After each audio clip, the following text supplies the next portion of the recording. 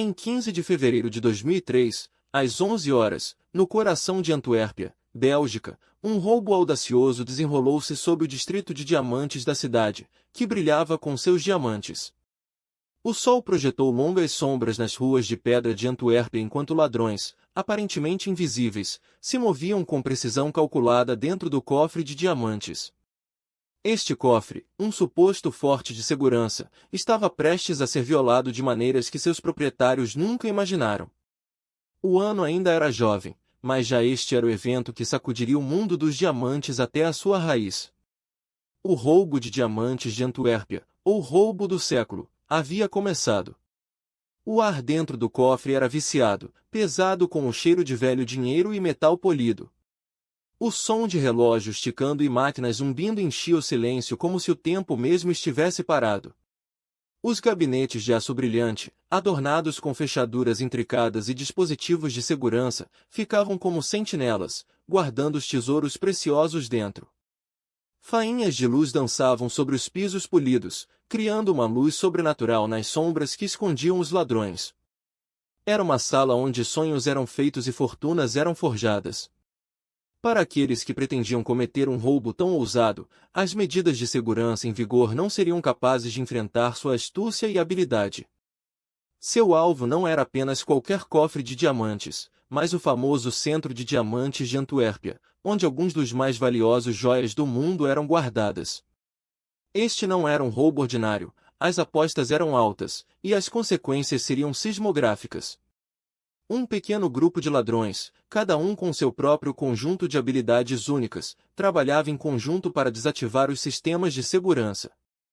A fechadura de combinação avançada do cofre, detectores de calor infravermelho e outros dispositivos não lhes dariam um segundo pensamento.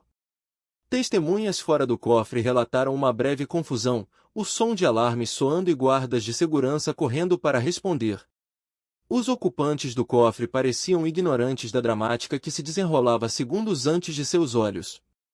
Enquanto os ladrões desapareciam nas sombras com seu butim, o cenário ficou quieto, como se o próprio ato de roubo tivesse sugado a vida do ar.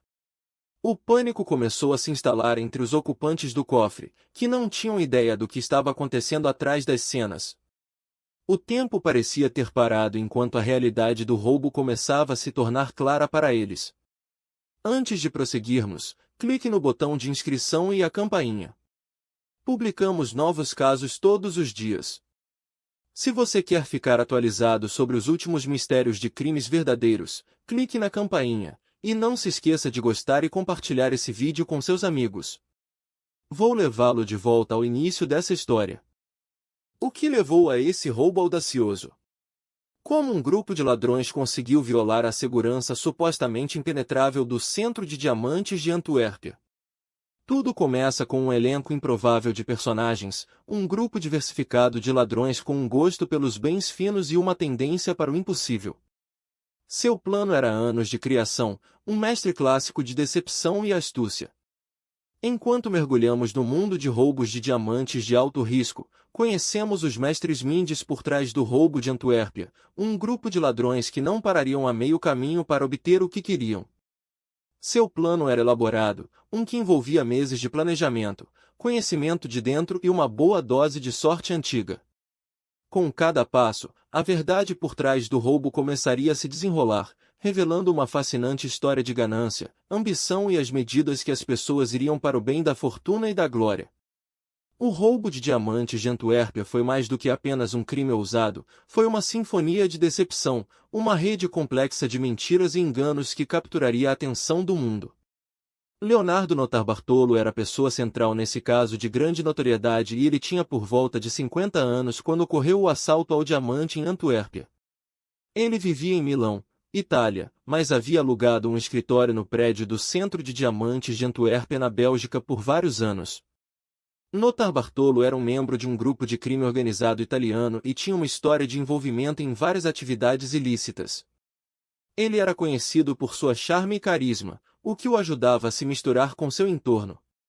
Isso levou muitos a subestimá-lo. Como um ladrão experiente, a vida diária de Notarbartolo estava marcada por um senso de rotina e cálculo. Ele passava horas frequentemente a estudar o centro de diamantes, estudando os sistemas de segurança e procurando por fraquezas. Ao mesmo tempo, ele era um homem de família dedicado, com uma esposa e filhos na Itália. Sua família parecia estar cega para suas atividades ilícitas e estavam vivendo uma vida confortável.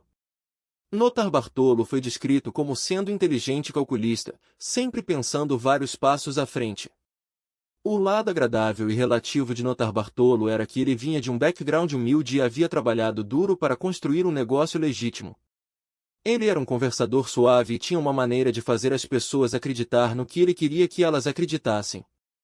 Esse charme ajudou a conquistar a confiança de seus associados e até mesmo das autoridades. Algumas pessoas que o conheciam disseram que ele era um pouco um conquistador de mulheres, sempre encantando as mulheres que ele encontrava. Apesar de suas atividades questionáveis, Notarbartolo era uma figura complexa com uma personalidade multifacetada. À medida que os meses que antecederam o assalto se aproximavam, o comportamento de Notarbartolo se tornou cada vez mais errático. Ele começou a passar mais tempo em Antuérpia e alguns de seus associados começaram a notar uma mudança em seu comportamento. Notarbartolo começou a se tornar mais reservado e isolado, compartilhando seus planos apenas com uma pequena elite. Quem o conhecia melhor estava começando a sentir que algo estava errado. Ao mesmo tempo, o escritório de Notarbartolo no centro de Diamantes parecia estar ficando mais movimentado, com mais pessoas vindo e indo em todas as horas da noite. Seus associados mais confiáveis estavam começando a ficar um pouco suspeitosos. Em 15 de fevereiro de 2003, a cidade de Antuérpia, Bélgica, estava envolta em uma neblina fria de inverno, o cenário perfeito para um golpe altamente sofisticado. No coração do distrito diamantino de Antuérpia, cerca de 150 comerciantes e traders haviam partido para o fim de semana, deixando para trás suas preciosas possessões. O cofre do prédio do Centro Diamantino de Antuérpia ficava 2 andares abaixo do piso principal, suas avançadas mecanismos de segurança um testemunho do compromisso da indústria com a proteção. No entanto, ninguém sabia que o cofre logo seria violado. O palco estava pronto para o golpe do século. Leonardo Notarbartolo, um homem com um gosto por luxo e uma habilidade para dissimulação, havia alugado um escritório no prédio do Centro Diamantino de Antuérpia por anos. Seu escritório lhe proporcionava acesso a uma caixa de depósito segura no cofre abaixo, um ponto de entrada conveniente para seus planos. Levou mais de 2 anos para preparar o roubo, coletando meticulosamente informações e identificando vulnerabilidades no sistema de segurança do cofre. A equipe de Notarbartolo supostamente instalou uma pequena câmera acima da porta do cofre para monitorar os guardas e gravar a combinação do cofre. Enquanto isso, o distrito diamantino de Antuérpia permanecia alheio ao perigo que se escondia em seus subsolos. Na noite do golpe, a equipe de Notarbartolo entrou em ação, empregando uma série de técnicas sofisticadas para contornar os mecanismos de segurança do cofre. Desativaram o sensor de movimento térmico espirrando spray de cabelo nele, tornando-o inútil. A fechadura magnética, que dependia de um campo magnético entre 2 placas para disparar um alarme, foi contornada cuidadosamente removendo a parte inferior das escoras que seguravam as placas. Uma placa de alumínio personalizada foi usada para manter as placas juntas, mantendo o campo magnético ao abrir a porta do cofre. Os ladrões usaram uma chave de 3 dimensões em 2 partes para abrir a porta do cofre, além de sua combinação. À medida que a equipe se aproximava mais do cofre, eles usaram um escudo de poliestireno para bloquear suas assinaturas térmicas do sensor infravermelho, um movimento astuto que lhes permitiu evitar a detecção. Os ladrões então apagaram as luzes e usaram uma chave de fenda para abrir a porta do dia, concedendo-lhes acesso ao coração do cofre. É aqui que encontramos o detalhe mais chocante do crime: uma pilha de diamantes, ouro e outros preciosos joias avaliadas em mais de 100 milhões de dólares foi deixada intocada, fazendo-nos questionar o que motivou os ladrões a deixar tal tesouro para trás. A razão exata para essa decisão pode nunca ser conhecida.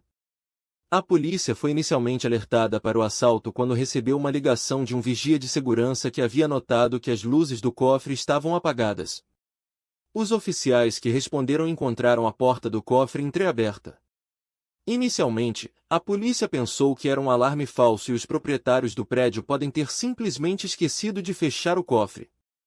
No entanto, quando abriram o cofre e encontraram que ele estava vazio, eles perceberam que algo mais sério havia ocorrido. A polícia rapidamente selou a área e começou a investigação. A chave de evidência que mudou o curso da investigação foi uma pequena câmera de vigilância que foi descoberta no telhado do prédio. O dispositivo era uma câmera sofisticada de alta resolução que provavelmente foi usada para gravar imagens do interior do prédio. Os investigadores foram capazes de recuperar imagens do dispositivo, que revelaram os métodos sofisticados dos ladrões para contornar o sistema de segurança. As imagens mostraram os ladrões usando uma chave personalizada para abrir a porta do cofre, em seguida, usando-a para desativar o travão magnético. Mas a revelação mais surpreendente foi que um dos ladrões estava usando luvas vermelhas distintivas. À medida que a investigação avançou, um número de suspeitos emergiu como potenciais mestres Mindis por trás do assalto. Um dos principais suspeitos foi Leonardo Notarbartolo, um empresário carismático e bem conectado que alugou um escritório no Diamond Center.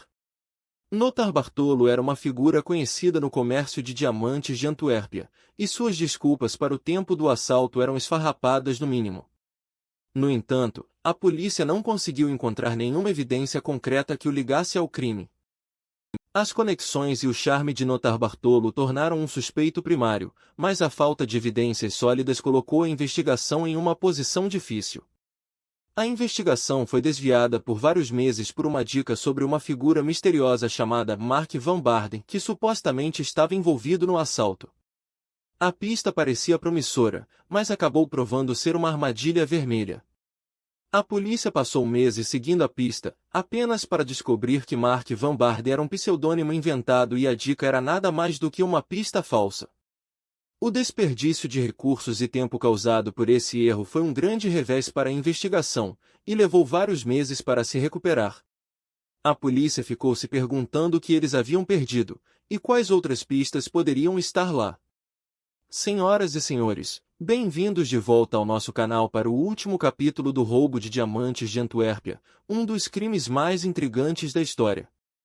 A reviravolta ou revelação que ninguém previu foi que Leonardo Notarbartolo, o mestre por trás do roubo, não guardou os diamantes roubados para si. De fato, ele tentou vendê-los de volta ao Centro de Diamantes de Antuérpia, o que acabou sendo o que levou ao seu declínio. Mas por que alguém que realizou o roubo do século tentaria devolver os bens roubados? É uma pergunta que permanece sem resposta. À medida que mergulhamos mais fundo no caso, descobrimos que a motivação de Notarbartolo para tentar vender os diamantes de volta não era inteiramente altruística. Ele queria usar o dinheiro para financiar um estilo de vida luxuoso, mas também queria usar os diamantes como uma ferramenta para negociar uma sentença reduzida com as autoridades. As ações de Notarbartolo eram uma mistura bizarra de ganância e desespero, e é um testemunho de sua astúcia que ele foi capaz de evadir a captura por tanto tempo. No entanto, suas tentativas de devolver os diamantes foram vistas como uma armadilha pelas autoridades, e elas conseguiram pegá-lo no ato. Isso foi o último golpe que levou à sua prisão. O veredicto está em, e Leonardo Notarbartolo foi condenado a 8 anos de prisão por seu papel no roubo de diamantes de Antuérpia. No entanto, apesar da condenação bem-sucedida, a maioria dos diamantes roubados permanece inabalada. A investigação sobre o roubo ainda é considerada um caso frio, e muitos dos participantes envolvidos ainda estão à solta. As autoridades receberam numerosas dicas ao longo dos anos, mas nenhuma delas levou à recuperação dos joias roubadas. O caso permanece um exemplo fascinante de como um roubo bem planejado pode deixar as autoridades sem saber o que fazer. Então, o que aconteceu com os principais atores envolvidos no roubo de diamantes de Antuérpia? Leonardo Notarbartolo passou 8 anos na prisão, mas seus cúmplices conseguiram evitar a captura.